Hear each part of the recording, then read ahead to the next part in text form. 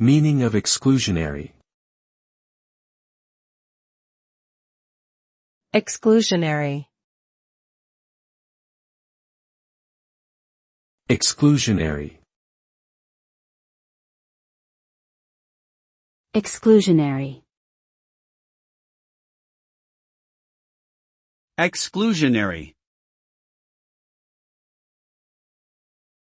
The term exclusionary refers to the act of excluding or keeping out certain individuals or groups from accessing a particular place, activity, or opportunity. This type of behavior can be intentional, such as when discriminatory policies are created, or unintentional, such as when a lack of diversity in a workplace creates barriers to entry for underrepresented groups.